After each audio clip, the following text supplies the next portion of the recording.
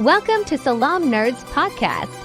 We do reviews and recaps of nerd culture, reality TV, and current events from this week. Yo, it's the Salaam Nerds. My name is Dean, aka Watch the Dean. I'm here with my boy Chad. We drop live episodes on YouTube on Sundays, Tuesdays, and Wednesdays at 10:30 p.m. Eastern. All episodes can also be found everywhere podcasts are found. Thank you to all our supporters. Please help us by subscribing and leaving a good review on Apple Podcasts and Spotify. Yo, Salaam Nerds. It's your boy Neebs, aka Watch with Neebs, and I'm here with my co-host Jazz, aka DJ We Want Meat. We want meat. I'm not sure if this is a House of the Dragon reference or if I'm just Luffy because he's the straw hat right there. That is Luffy's hat. It's everything. It's all about meat this week. Yep. Oh my God. So much is happening, guys. Welcome back to the show, everybody. Welcome in the comments. We love having you guys here. For details, all you guys, everybody on Instagram. Shout out to everybody joining us. We are on episode 5 of House of the Dragon.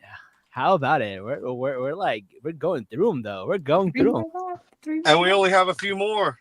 I know, only got a few more. We got MTF in the house. We got Shubham in the house. Shout out to everybody. Let's introduce our guests. Let's start it off with Hold up. Wait, what? Are we calling them guests still? I was about to say, I thought I was full-time staff for George R. R. Martin. They're part of the council. We need to give them one of those like eggs, the ball. That Yes. Yeah, the Marvel. I call Jazz I can call, be like, the a hand. shitty that's like rough. I don't want mine smooth. Jazz is the hand. That's so funny. I love it. Oh my God, that's hilarious. Welcome to the show, JJ. How have you been?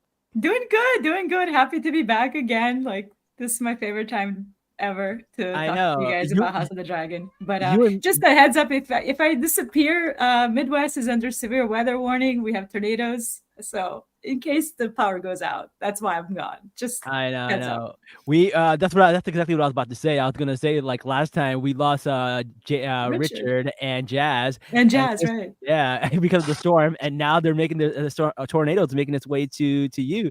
So next week I probably won't be here. So we'll see what happens. No one's safe. No one's safe. No one is safe at all. In fact, I feel like all of us have to miss at least one episode this season of Game of Thrones, and I'm probably due for the next one. So You're we'll next. see. Just don't make it the finale. I know. Seriously. I know, that's the only thing. But yes, welcome to the show. And Richard, how have you been? You're in the dark right now, looking kind of scary. Yeah, no, I'm currently in a car with the headlamp on. I got suckered into hanging out with some friends, and they decided that they were going to hang out over at another friend's house for a little while, but they know that I take this seriously. So I was like, yeah, no, I'm going to sit in the car, and yeah, I've got the headlamp on, but fortunately the signals, I'm kind of out in the boonies, but fortunately the signal's good out here. So yeah, no, it's been a crazy few weeks for Houston, or a crazy week for Houston, but we're surviving, we're managing. Someone said you're broadcasting for Harrenhal. Yeah, my man. This is Weirwood magic juice. It's not coffee. That's so funny. We love the dedication, though. We love the dedication. Welcome back, everybody. Oh, It's one of my favorite times of the week too. I really is. I hate missing this if I ever do. So I know, it's so Same. much fun to go through it. The jokes, man. The comment section is always on Comments. fire. We love them. Mhm. They're having so much fun. All right, let's talk about it. What did you guys think of this episode overall? For me, my favorite part was when she's like, I am blood and fire. fire in the booth. I Straight was like, bars. that was bars. I was like, that's the coldest line I have heard on this show. That sealed it for me. And that whole speech, I was like, oh my God, yes, that's her moment. That was my favorite part. What were some of your highlights from this episode, guys? Bela, 100%. Yeah, and, like, Bela. the good parts, Bela, like talking to Corlys, talking to Rhaenyra, like bonding over Rhaenys, like sharing history of how Rhaenys claimed Meleys. And then just Bela standing up for herself, for Rhaenys, for Rhaenyra, putting her grandfather in place a little bit because he's sort of been like pushing back on everything. So he's like, I'm gonna give you the the Driftwood throne. He's like, I'm blood and fire. I'm Targaryen. Like this should pass the Salton Sea. Like, that was my favorite moment, best moment.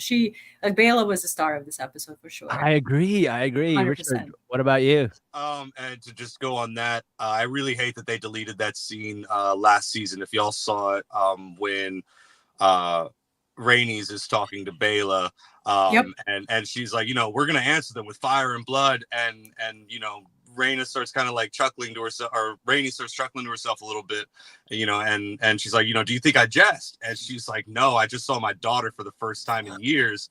And it was like, I hated that they cut that, but they kind of made up for it with this right here. And because she is like Targaryen through and through. She's not, even her mother, who is, half, who was half, half, Velaryon. No, she was the rider of Vhagar. Like she wanted a dragon rider's death. She burned herself alive. They did a really good job of making up for cutting that scene out, because we really should have gotten it. But hey, if you're nerds like us, and if you're watching this podcast right now, you probably have already seen that scene, so I don't really have to explain too much. Yeah. But yeah, no, it was fantastic. I love that. Jazz, how about you? What are your top parts?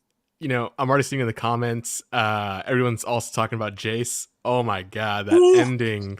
Ooh. Oh, I was so hyped when he came up with the strategy. I was like, oh my god, this kid's becoming a king. Let's go. Yeah. So just all around, this episode was great. I've never seen anybody use their fingers to count in any George or any Game of Thrones, whatever. He's like, this and that. He's like counting all this. I'm just randomly, I saw it and I was like, I've never seen that in this universe before. Like, it's strange, but hey, it is what it is. That's great. There's so much being done on this show, and it's so much fun to watch it and discuss with you guys. And Jazz, shout out to Jazz, who's going to be monitoring the comments. Let's go to some comments real quick. There's so many. Yeah, there's a bunch. Someone says, watch out for the fever dreams when it comes to the weird with magic juice. Yeah. Bela and Jace, joint rulers for the win. Yes, we would love to see that. Yes, absolutely. Jason Bela made this episode. I agree. 100%. I agree, Shuba. Nothing but respect for Targaryen women. Yes. All day, every day. All day. We love to see it. Oh man, so that this is a great one. I may be a lesbian, but Jason's my man. Okay, Cam. We stand a straight ally. Thank you. Jason, our ND Prince. Is he doing TikTok in the Westeros? I'm a savage. 1, 2, the Dragon Seed Draft Combine. The Dragon. The Dragon Seed Draft Combine with the first overall pick. Perfect for Ghost too. The Hammer. Oh my god, we're gonna talk about that. So much fun stuff. All right, let's start this episode. This episode starts off with them dragging the severed head of Meleys across King's Landing. And you think everybody would be like, yay, look how badass our king is, but everyone's like, oh, this is a bad omen. We shouldn't be doing this. Wait a minute now. Yeah. That was wild. Not just the bad omen, but they made the dragons look vulnerable. Correct. They literally, when he says, it's just meat. It's just meat. Everyone's looking around. Targaryens were gods, and the dragons were the gods to the Targaryens, and now they don't look so tough anymore. Even though, if they'd have seen the fight, they'd have known it took a dragon to kill another dragon. But just seeing the severed head, you just know that they're just like us, but bigger with wings and fire and I'm so curious. Do people this doesn't have the effect that Kristen Cole thought it would have. Yeah. I'm thinking are people actually thinking? Yeah, I'm thinking are people actually thinking somebody took a sword and just slashed a head off? Come on now. The way they were no, probably not, but like the way they were presenting it all, the king slayed the traitor dragon. So it kind of like the implication is like that, but because Westerosi have never seen dragons fight against each other like to that extent. Yeah, exactly. Only like one dragon died by a human hand, and this was like 100 years prior, so it wouldn't be like a recent memory. So and it's the fact that it's like the sigil of their house, their signifies their power, and it's just being dragged around like piece of meat. It lowers them to the ground. And Crucible doing this sort of like it's not what Otto was doing. Like Otto was I'm not saying what he did with Jaehaerys' body is right. It's fucked up as hell. But like strategically, like like when you're thinking in like pragmatic terms, it made sense why he did that. It's a propaganda tour. But this completely backfired. And one thing that really surprised me is that Aemond did not step in to be like, what the fuck are you doing? He's just kind of watching it from the bird's eye, like the whole thing unfold, being that it's a sigil of his own house. But he might have been proud in a moment. Aemond was a little more, I think, preoccupied with, I'm about to nab this throne. Yeah. That's true. That's true. Mr. Throne. I need like 2 minutes because I need to turn on the engine of this car and I need the keys. So y'all keep going. I'll be back in a bit. Somebody did mention, how do you think barbecue dragon tastes? Which I'm like, everybody is starving in King's Landing and they want meat. Yo, they could have fed like the whole village with that dragon meat. Seriously. Not just her head, but like the body could feed the whole kingdom for like a year. So true, man. A barbecue dragon. I mean, yeah, better than rats, right? Like what else they got going on it does make you wonder when Balerion died at age 200 something. He was even bigger than Vhagar. Like, was he just decomposing in Dragon Pit and nobody like took a little bite, a little nibble to try him? Like, let's go, man. Let's go. And then, like, even if people can't eat it, maybe like other like livestock could eat the dragon meat and get bigger, and then you can eat the animals, right? There's ways they could do it, but I get it. We'll see. It's just meat, though. It's just meat, is what they said. So we'll see what happens. All right. So we talk about that, and then they talked about it being a bad omen, but at this point, we don't know if Aegon is dead or not. We saw that little wagon being carried off. He could have been dead. He could have been alive. I thought he was dead. I was like, oh man, he dead. But then when he gets there, like he's barely alive. And apparently Sunfire is also barely alive somehow. Is what Sunfire is still alive. Like I know there was an implication that the dragon died, but if I remember correctly, not this one, but the previous one, it was still kind of breathing, but like hard time breathing. But that dragon was alive. To me, it's alive until they say otherwise. It's just injured severely. Yeah, exactly. I don't know. So sorry, I just saw a comment. You saw this one, didn't you? Because I laughed too, and I was like, should I pull it up? Michael always like brings in the best comments. I swear to God. It's really funny that he says fried egg, because when they were peeling off the freaking middle, it's like a hard-boiled egg being peeled off, right? And that's very book accurate. It is described that his armor fused to his flesh, and then they had to like, and it was so graphic. I was telling my friend, like, I don't do body gore in general. Like, I just don't do it. Yeah. I'm like, nope. And they're like so graphic about it. It was awful. Yeah. And they're using like lettuce to kind of like paste on his skin. And I was like, can you do that? Can you use like iceberg lettuce to heal burn wounds? Yeah, it looked like kelp or whatever, kind of like what's it called? Covered in some sort of like medicine or whatever. And in those terms, like in that age, like they're in our time. But it's really it's a fairly effective method. I mean, I've had a pretty nasty burn on my right arm from butane blowing up on me. Don't ask how or why. But butane. I was fortunate enough to get to Shriner's burn unit as one of the best burn units in the country, and it's called a BioBrain, and it's basically like a piece of plastic that goes like almost saran wrap that goes around the burn, but it has like little pores that way the wound can breathe. Yeah, but breathe a little bit without exposing it to too much air, because that's really what causes a lot of the pain.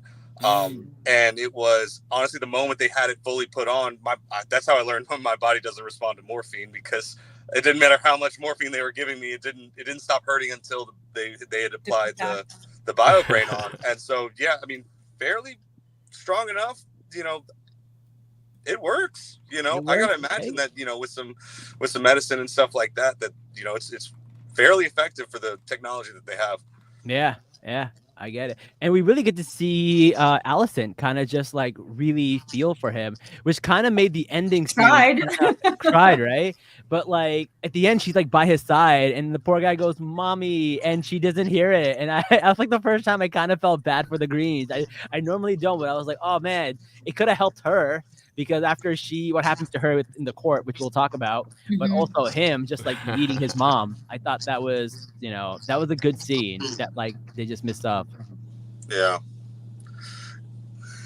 It's a tough one. And he was like, I believe his leg was broken too, and they were like, yeah, putting it in place. Like, yeah, Aegon is roughed up pretty badly. Yeah, sure. So let's talk a little bit about, I would say, the council. When they're talking about the council and they're trying to basically figure out who is the next person to rule. And I thought that was a great scene because I was like, when you see that tight zoom shot on Allison, all I was thinking about, hello, darkness, my old friend. Like that means that's what I imagined was going through her head. And I thought that was so funny. But she kind of reaped what she sowed, right? Or sowed, I don't know how the thing goes, but she basically was like, oh, I'll go and, be in charge. And they're like, wait a second. Didn't you do this whole thing so a woman doesn't be in charge?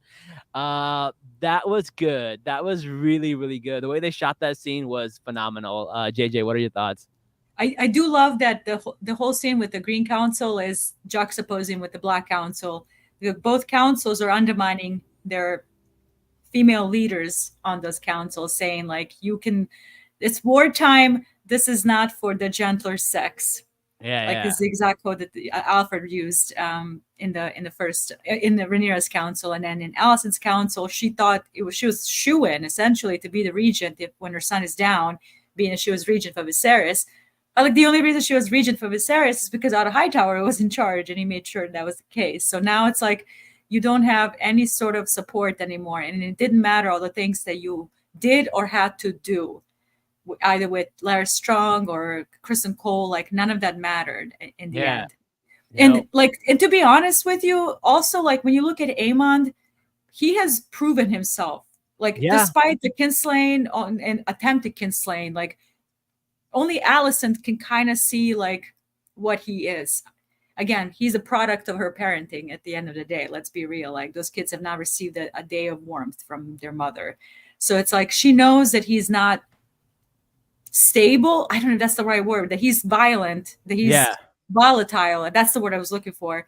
So I think in that moment when he's put into that regent position, because he is a regent as well in the book, she's like, oh my God, like what have we unleashed up to the kingdom? On top of it, like her not having any support from anybody, like on that council, not from Larry Strong and not from Kristen Cole, from which she expected support from.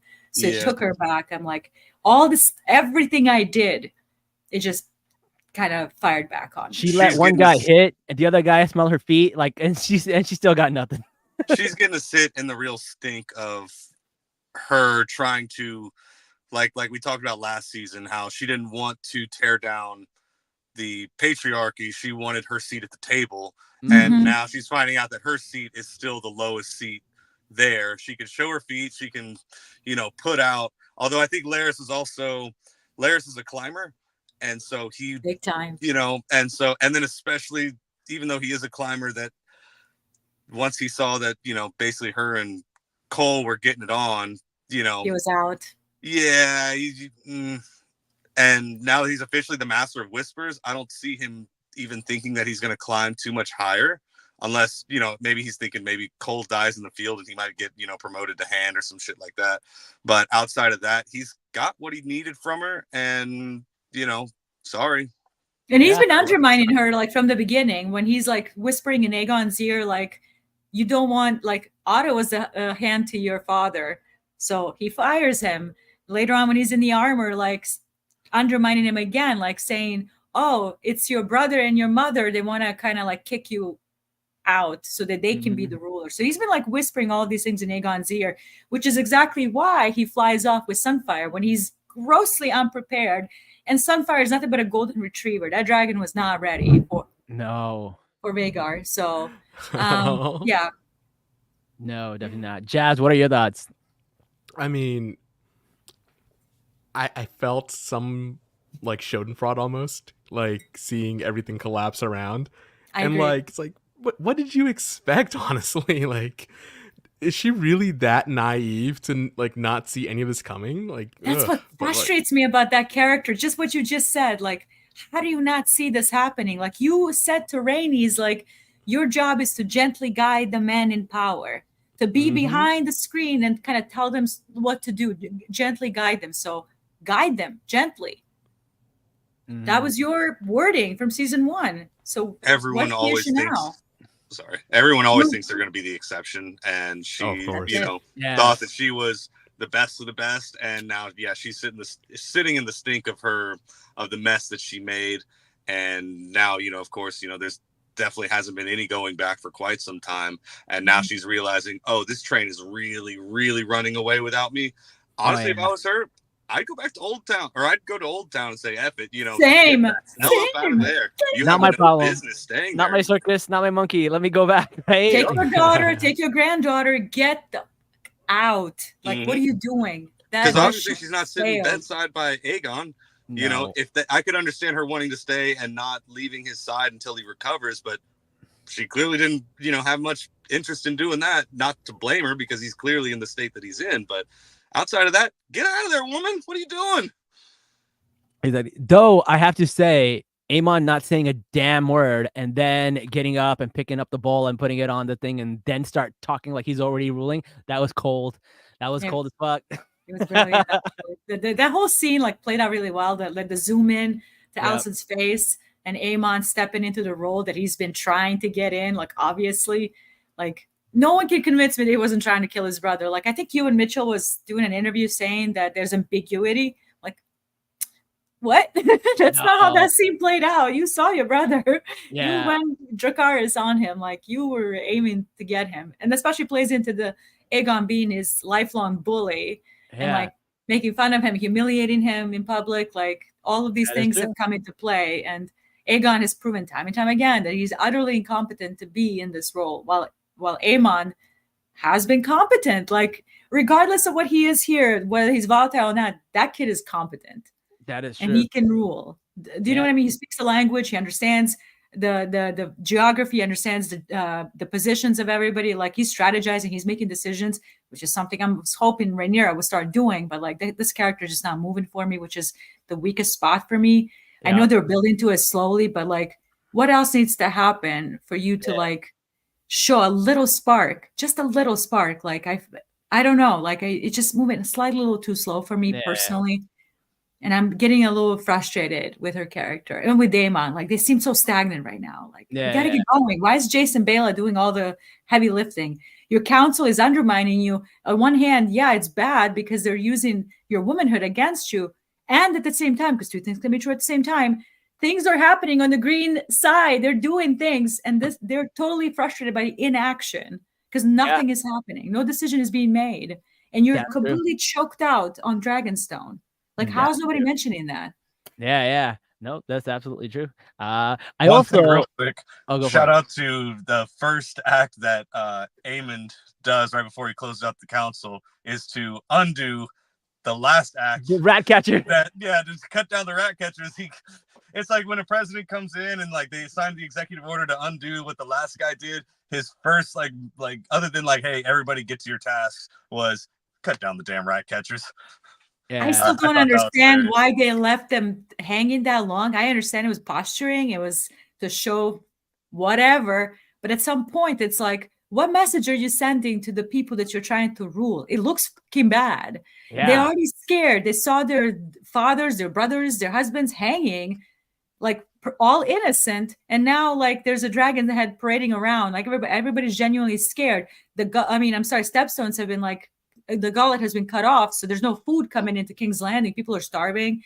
Food is expensive. All these things are happening right now, and Aemon's solution is like lock everybody in, because if they start leaving, it looks bad. Yep. King's Landing smells bad enough without a bunch of corpses actively rotting. Correct. Oh yeah. Correct. Every already character bad in Game of enough. Thrones has mentioned how bad the city smells. So I know. It's bad Every enough. time, in every era. Fucking It's Landing so shout smells out to Lady Olenna, Queen of Thorns. Just you can smell the shit 3 miles away from the city. That's It's so true funny. story. Oh, by the way, before we move on from rat Yeah. catchers, you guys did catch the dog. He's okay. Yes! Oh, he's My still boy! okay. Yeah. The doggy lives. Azor Ahai lives. I did call with my friends that right after the Blood and Cheese, the first episode, that we're gonna see that dog again because they owe it to the fans. I didn't think that we would get to see him again and again. But hey, shout out to loyalty. Too. Like, why are you following him? Go find another I master. know. That's so funny. All right, we got some comments I want to share. Look at this. Someone says, seen on Twitter, she was rejected by the hand and the feet. Yo. That's crazy. That's crazy. Someone said it's interesting that Helena wasn't even mentioned at the meeting. Yeah, she's the queen. And she's the fucking queen. It's crazy. When have they ever mentioned Helena in the Poor small Helena. council? Other than the funeral procession. They were like, Helena, to grab that baby and get on Dreamfire and go. Get out. Oh, get out. Leave. Go to Essos. Go join Laenor. You guys you're gonna have a great time with him. Someone said it feels everyone knows Aemond tried to take his brother out and are just like, let's not get on his bad side and sleep with one eye open. That's right. That's true. That's true. Because you accuse him of kinslaying, that can stir up a couple of things. But Allison immediately noticed it because he's carrying the cat's paw in his hoister, so she saw it. Oh, you put that up your brother's body. Yeah, someone says second son syndrome, keep striking. Oh, big time. Oh my god, he pops like Otto, Aemond, Daemon, like literally three three generations of second sons. As Daemon called out Otto for hang on.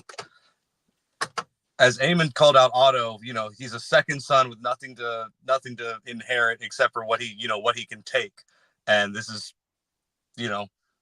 whatever you can grab a hold of and take, Otto became Hand of the King, even though he wasn't Lord of Hightower. I'm sorry, Old Town. But ended up rising to Hand of the King. Daemon, became Daemon, and now Aemond is, Prince Regent. So.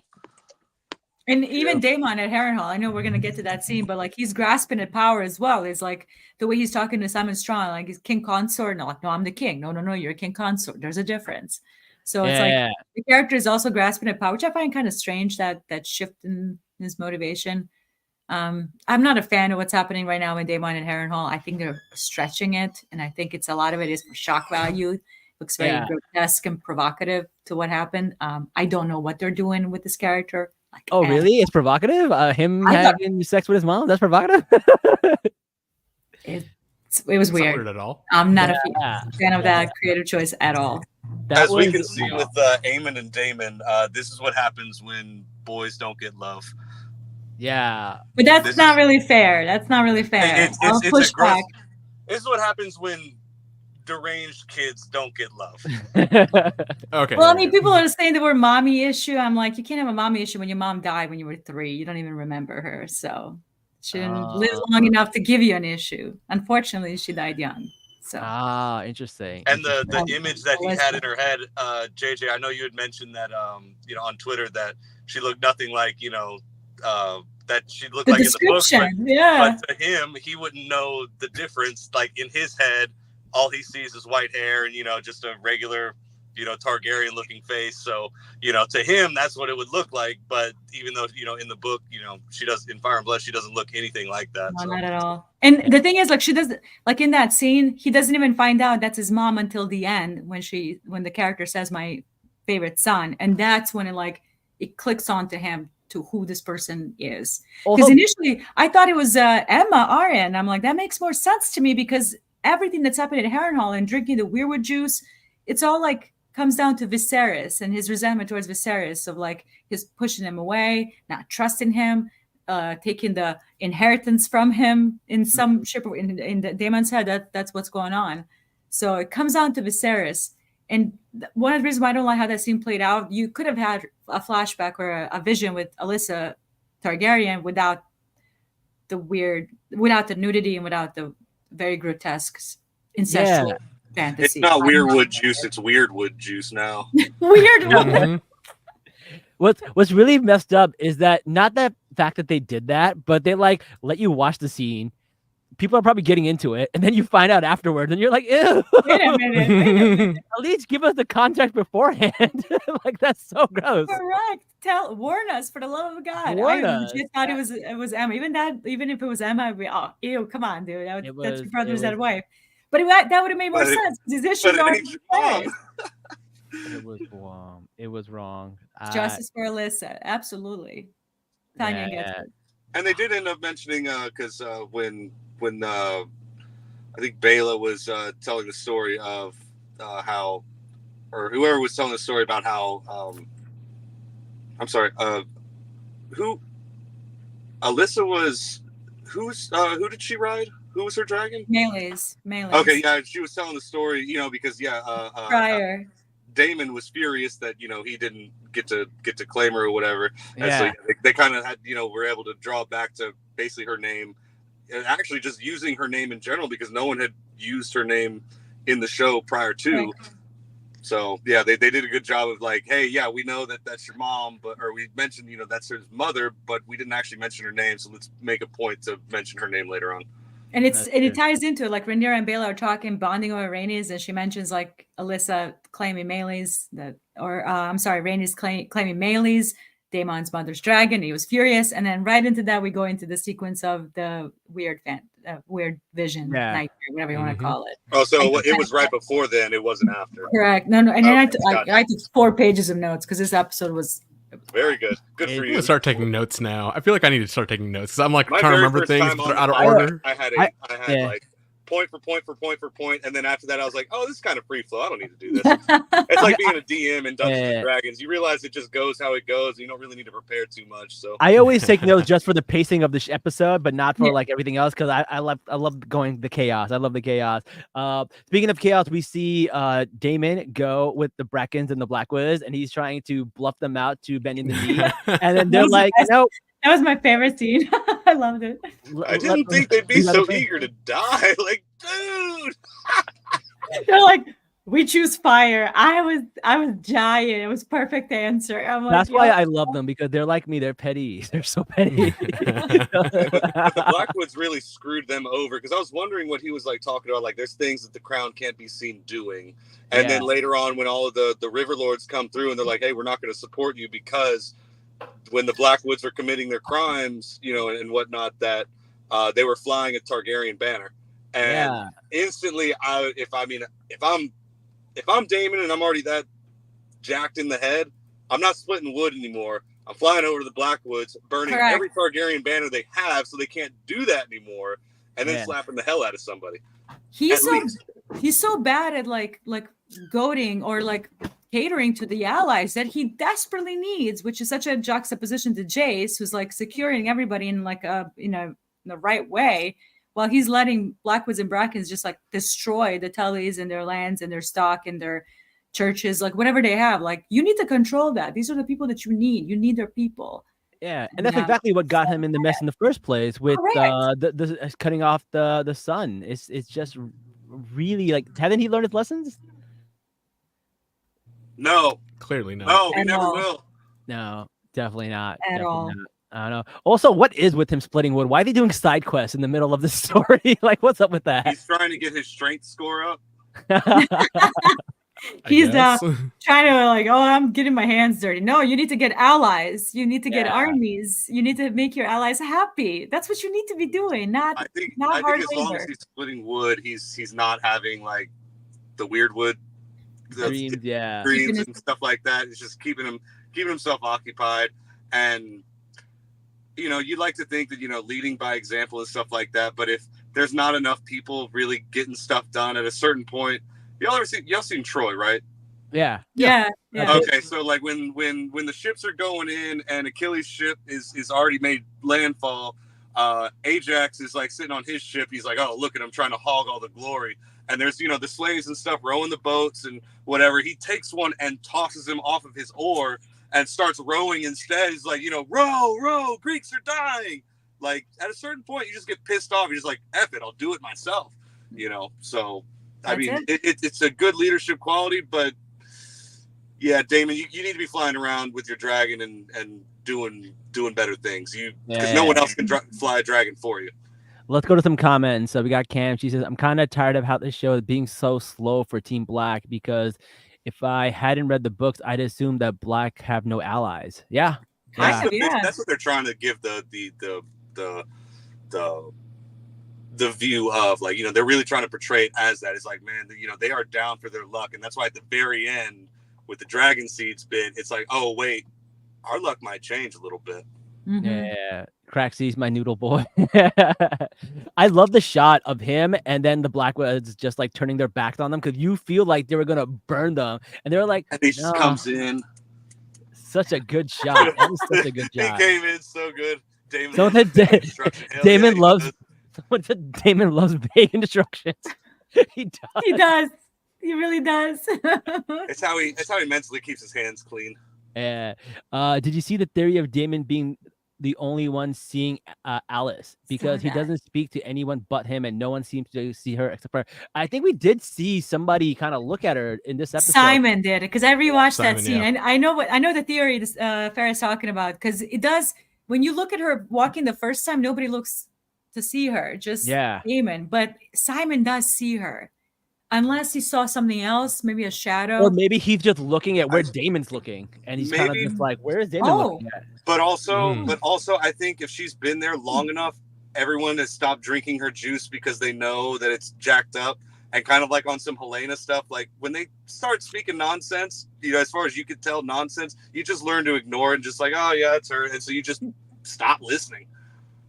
That's true. Like the crazy kooky lady, you let her do her thing, like, and you just don't pay attention to her. Yeah. It's like having a racist grandma. It's like, like, what's she gonna do? That's literally like my grandma. Kinda, yeah. She's not racist, but she's like, she, a couple strokes and this and that. It's like at a certain point, it's like, okay, grandma, it's okay, yeah, Time for your warm milk. Yeah. Daemon's like, I need loyal, unwavering men. 2 minutes later, Daemon, call me king. Rhaenyra will not succeed. Crazy whiplash with that character. I'm gonna chalk it up to the weird wood juice messing with his head. But he finally says it. He finally says what his intentions are. He's not pussyfooting it around anymore. He's like, hey, I'm going to be the king.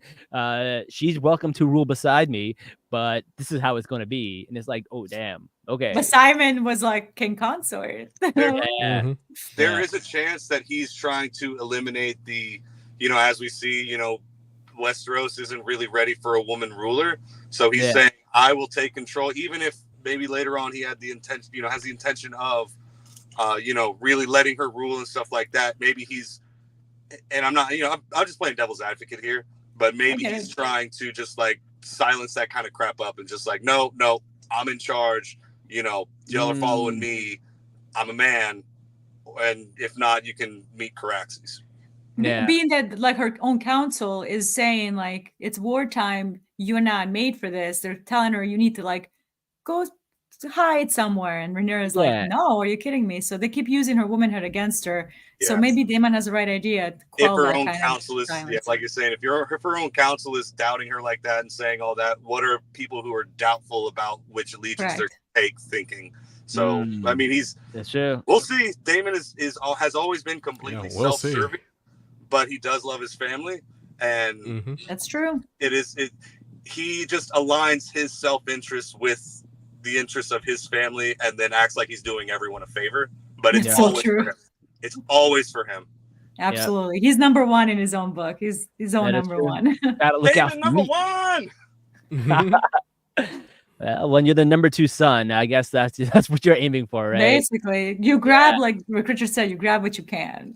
I'm a second son, and I look more like my dad than my brother, and me and my dad actually sound alike. We work the same job and this and that. So it's like, trust me, I feel the second son, but I wouldn't let my brother die by dragon fire. I'll be completely honest. Fair. That's where I draw the line. Someone says in the books, Daemon has a lot more going on. Is that true? What else does he have going on other than what's happening right now?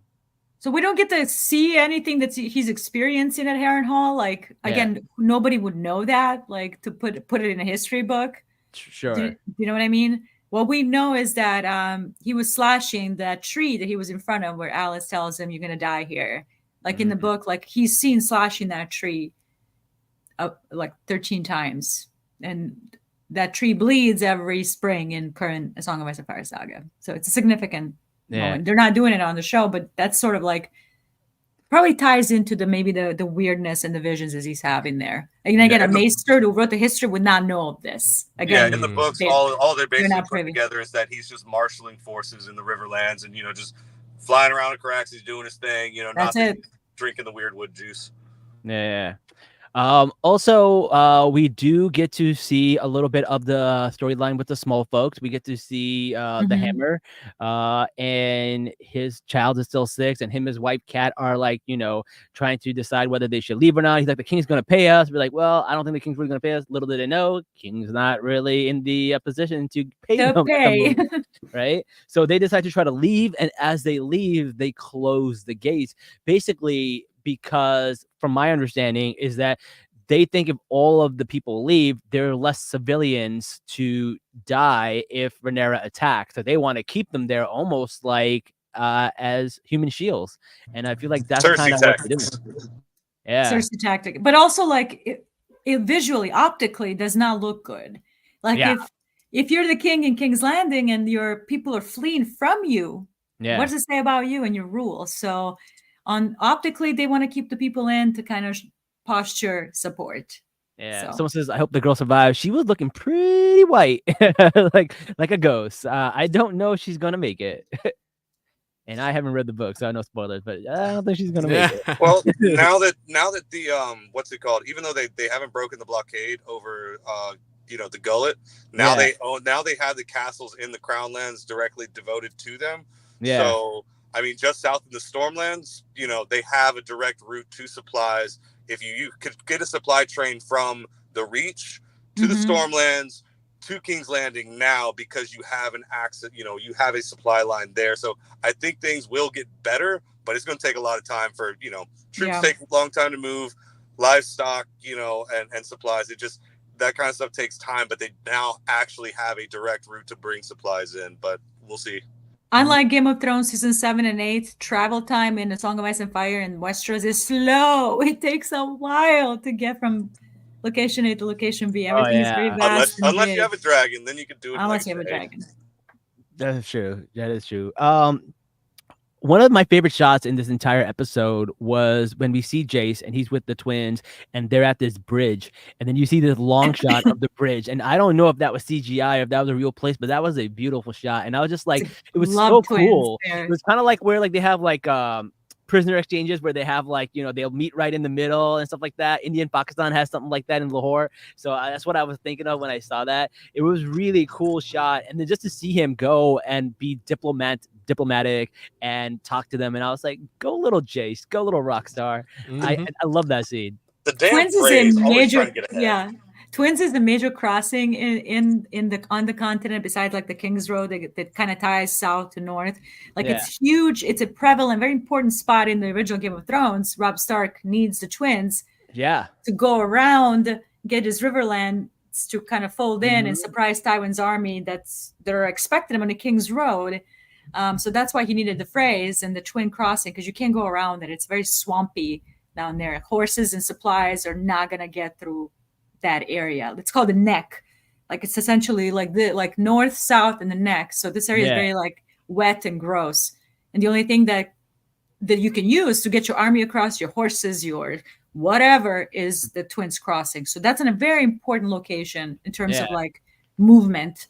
And we meet Lord Forrest, and unfortunately, and Richard, you'll probably know this, they seem to have cut out Sabitha Frey, the lady of the twins, of the Frey house. Yes. A new character. So it sucks if that's the case. I'm trying not to like jump ahead. Maybe she'll be introduced again at some point, but it's very strange. I'll be honest. It's been a while. Oh, hang on. I saw your tweet about Serena Frey, JJ. Serena, yeah. Serena's not a real character in the book. No. Yeah, they might, just trying to adjust some things. But I really like you were mentioning, the wide shot, but And yeah, like you said, prisoner exchange, because a dragon can't really help, of Arax. Vermax. Vermax. Jace's a dragon dragon, of Vermax's size isn't really going to help you inside one of the twins' castles. So that's probably the spot that Jace felt the safest at. And, freaking phrase, I swear, always trying to get ahead. But, that's... They're so typical. It seemed like a really nice day too. So like, yeah, let's have some wine and just sit out here. And then also for Jace, it's just like he could just point over there. Yeah. He's right there. My dragon's right there. So I like the location of the negotiations as well. It's great. The wide shot out is amazing. Bent I love knees, motherfucker. Bent knees. Yeah, right. Just casually asking. What a line! What a line! Yeah, I know. Like so many bars in this episode. Jeez, especially from the younger generation. The Gen Z. The Gen Z of Westeros is like serving. They're dropping bars. Oh my god, it's so funny. Yeah, no, I thought that was really cool. I really, really liked it. And then at the end, we kind of see Jace talking to his mom about like the books, and they're like, they talk about the history of what's going on there, and then they bring up that, hey, we have a lot of dragons, and somewhere in this house we have our lineage of people who fell out of our name, which is where we get the whole, I think, what was it, dragon seed? Is that what you guys called it? I forget what you guys called it. Well, even Alt-White mentions the term dragon seed in episode 2 or 3. I can't remember exactly. So we have that term 3. Yeah. So we have that terminology introduced. They're essentially Targaryen bastards, dragon blood bastards. Yeah. That's what they're for.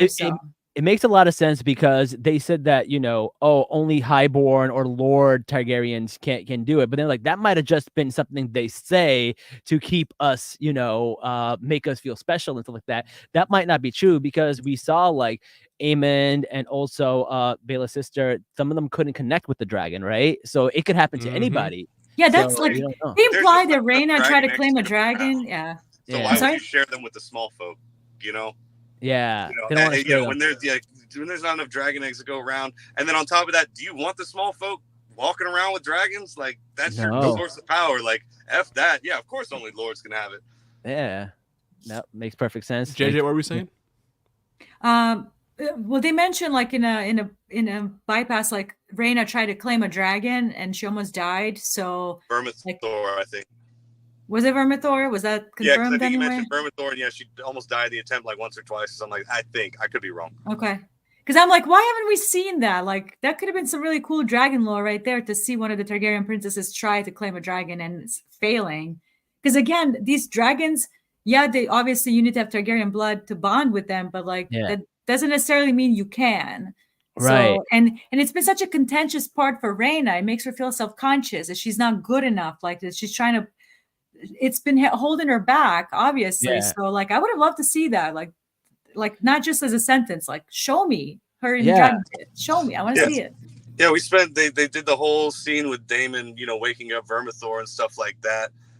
Why did we miss a scene of, and we saw Aemond, trying to go down in the, in the Dragon Pit, to try and claim a dragon, and they missed out on some right there. Although maybe it's a kind of a strategic thing on their end that they didn't want to show it, but clearly, because I mean, like you said, like it's been a whole big thing about her character is that she feels huge for her lesser, because she doesn't have a dragon. All the way back to when they were living in Pentos.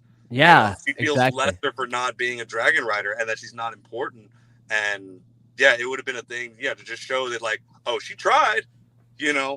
But especially since she didn't immediately try to claim Vhagar, I mean, it was the night of the funeral, so I get why she didn't try immediately, but they missed out on a big opportunity there. Right. That's true. Again, if you're going to show like 3 episodes in a row now, Daemon high on Weirwood Juice and like Kristen Cole and Alison Hightower doing it so many times, like one time you do it, you imply what's happening, be done with it. But like, I think these scenes are so unnecessary, like at the cost of other characters. Like I would love to see claiming and failing failing to claim a dragon. That would have been really interesting. to see that. Like, we did get a great scene with her when she was with Lady Jane, and they were yes, talking. I mean Jane Aaron, yeah, yeah, which was a really cool scene because she's like, you promised me dragon, and we gave you more, we gave you 2, and she's like, they're still wet from the egg, they're babies, like, but they will grow. I've got hounds that are more fierce. Yeah, but real quick, going back to seeing. Potentially seeing Baela fail, I get the feeling that with some of these potential dragon seeds, we might see some failures coming up very soon. Yeah. So, that's true. We might get to see some stuff. Yeah. No, Very that's true. Very true. She was also like, don't be glib with me. Your entire livelihood depends on my mood right now. But by the way, come down for supper. It's so diplomatic. It's very Downton Abbey. Jane was very snippy with her a little bit. Yeah. Like, girl just lost the grandmother. Give her a break. But then again, when you were promised a big dragon and you get a bunch of babies and children to take care of, yeah, I can see the annoyance. Yeah, she expected real protection, and now she's got 2 cats. No, she expected smog, but she got dragon tails. It's just crazy. The Eyrie was beautiful, sure, but I'm exhausted from that castle looking different from season to season, from show to show. I'm tired. I really am.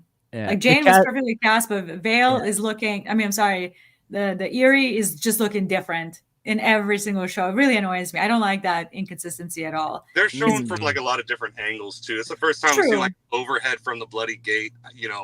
Kind of. I mean, you're right. It does look different, but it looks different. Somebody posted actual pictures from when Cat Stark goes to Eyrie, and then in Game of Thrones, and then I think season 1 or 2, I can't remember. There's 3 different shots of Eyrie looking different. Eyrie is my favorite castle in the entire A Song of Ice and Fire, so it's always very jarring to me when I see it different every time. Can we please stay consistent? At least Winterfell is consistent. 3 different depictions. That's what I'm saying. There's, if you're doing CGI anyways, copy it. It's fine.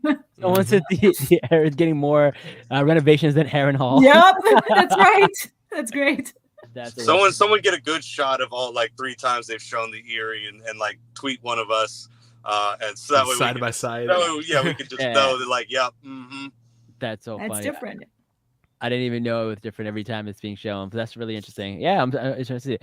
And then the episode ends with Daemon waking up. My favorite scene. And he's like, who the hell's waking me up at the hour of the wolf, which is 4 a.m. And then he's kind of just he goes outside and he meets these people, and he's like, you better have a damn good reason. And then they tell him about all the stuff that's happening. Mm-hmm. But here's the thing. They're talking to him with no nonsense, calling him an interloper and talking about what do you expect from the person who had a kid's head chopped off? People have lost their heads for less than that. But Daemon is not reacting the way he normally would act. And I don't know if he's being diplomatic or he still doesn't know if it's a dream. It's kind of just what's happening here?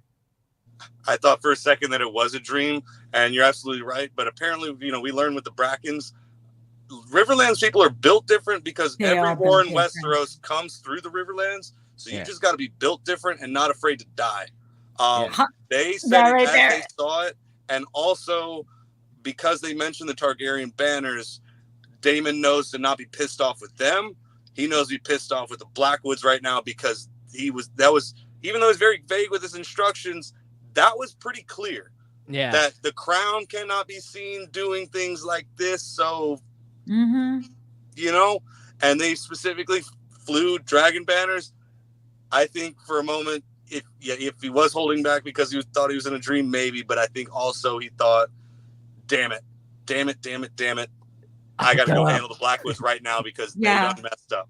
Mistake was made. Huge mistake. Because you can't, you're not in the winning position now. You need them. They don't need you. You need them to your cause. So he's kind of in a, and you can't be just fucking burning people. Otherwise, you can't just go burn every castle. Otherwise, you have no troops. Yep. Correct. You have no story. Literally, you just unleash wild dragon lords and their dragons onto the story. You have no story. So it's there are constraints even to Daemon, who's completely unhinged right now. But you need river lords. You need them, not the other way around. Yeah. Nope. Absolutely. Someone in the comments says, what do y'all think of Jace took issue with his mom looking at Visenya for inspiration? Did he take issue? Like, I can't remember. Did he say anything? Yeah, he mentioned she's probably not the one you want to like compare yourself to right now. That's so funny. He's having an issue with that. Visenya is the warrior queen during conquest. So like, I would think he's speaking more of like her propping up Maegor and the all evil that stuff. Yeah. I did actually hear. I'll keep it quick. Very interesting theory. If original Rhaenys, Aegon's sister wife, if her son Aenys was a bastard, it explains every move that Visenya made afterwards perfectly. I won't go into it too much more, but I just figured I mentioned that because I heard that on TikTok today. It's even in Fire and Blood. It's slightly, not directly. It's kind of implied that Aegon the Conqueror might have been like sterile. Yes, that's what she was getting at. Yeah. So if Aenys was a bastard, literally the entire lineage of Targaryens is just bastards. So and that whole pure bloodline just goes out the window. But they're still claiming dragons, which tells you it's not the last name thing. Obviously, well, it's not Visenya and Rhaenys were both. Yeah, it's not a last name thing. It's a blood thing. So they're definitely blood of old Valyria. So blood of old Valyria. Yeah, that's true. That's true. Got some more comments. As a non-book reader, I don't trust Daemon to achieve literally any goal he's gone there to accomplish at this point. He's failing horribly. No, you're right. He's doing drugs the whole time. He's high the entire time. he is high on weird. Stop sleeping with the smart tree bed. Stop hanging out with Alice Rivers. Like, I would start camping out somewhere. I was about to say, literally pitch a tent outside and just chill there, dude. Literally, go clean up Blackwood Bracken mess because it's a mess. Like, what are you doing? It's crazy. I'm tired of it. Visenya did some stuff that was pretty unchill. Also, Maegor the Cruel was her son, who she pushed onto the throne. Oh yeah. Oh, Visenya, yeah. I think for Visenya, it was more seeing like Aenys undermine and undo a lot of the work that the conquerors did. So I think she was more frustrated with that than anything else. She's like, no, this kingdom needs a strong ruler. And she knew Rhaenys that way. He was so weak. He fled the capital, he let everybody walk all over him. Let everybody walk all over him. So Visenya is like, everything we've done is literally getting undone by him. So I'm gonna put up my beast, my dog, which Maegor has a lot of faults, but he was also like feared. Like sure. Someone said Daemon was hearing Alice's voice while they were talking to him. I didn't even notice that. They were. I didn't even know Alice was there. I'd have to go back and rewatch that. But I'm gonna have to catch. Yeah, I didn't watch that. Someone said maybe it's because Visenya usurped a rightful king and propped up Maegor. Yeah. Oh, I think it's more because Visenya is the warrior, like during wartime. Well, maybe Jace wants her to be more like Alicent. Yeah. Maybe Alicent is the Visenya here in that sense of propping up her son, over that. But yeah. I like this comment. That means that all Targaryen lords after Aegon are matrilineal. Oh my god, that's crazy. Everything came from Rhaenys Targaryen. Everything. And they've been covering it up like the Da Vinci Code. That all maternal. And you can't let this get out. And you can't prove it. Literally, cannot be proven. Which. Yeah, someone says, "Where's the nearest inn, Daemon?" Yes, there's plenty in the Riverlands. Kristen Cole was like, "No inn, but you can go." Hey, you can visit an inn if you have a dragon, not if you're being pursued by one. Yeah, that's exactly. That's the rule. Yeah, that is the rule. That's the rule. It's law. That's like one of the first things Aegon the Conqueror passed. Someone says, say what you will about Maegor, but he did a good job with those tunnels. Well, what are these secret tunnels? Secret tunnels. Yeah, don't even get us started on that one. That was very smart of him to slaughter everyone who built all that, but just very evil because it's kind of jacked up. Extremely evil. It's really fucked up. That's crazy. All right. Daemon and Rhaenyra are both struggling, and I think they'll come to the realization that they definitely need each other to succeed and spark that fire again. Hopefully, my God. Hopefully, I am like here with it. Enough of the undermining. Enough of the.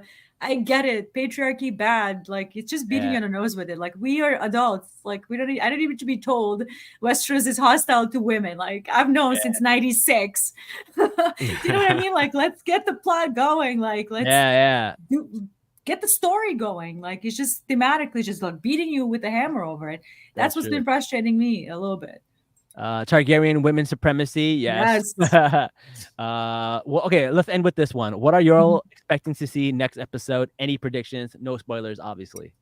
Well, I'm gonna assume we're gonna have sowing of the seeds. Yeah, because I feel like there is that guy at the bar, who was claiming to be white, and then also what you call white hair, the hammer guy. He seems to have white hair. I feel like he's one of them. Okay. Who else do we know has white hair that would be on the show? Well, think of a dragon that flew over a character, like foreshadowing. Oh, sea smoke. Oh, Adam of Hull. Adam, that's a good one. Yes. Also, I think like Bernice was like, "Hey, you got to give these people a proper name and stuff. You can't just like leave them bastards." So giving them a dragon might be something to do. That'd be cool. You definitely don't want. I was signaling to something else that's going to happen in the future. Oh, okay, never mind. But don't worry. Also, we'll get there. But I hope to see some people who think that they have Targaryen lineage.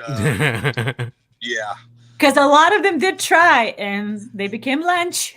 We'll see. We'll see about that. Well, one scene I thought was interesting is they showed the barmaid, and I was like, wait a second, the barmaid we almost forgot blonde hair that, too. And I was like, wait, could she be? I think that scene was for some discontent.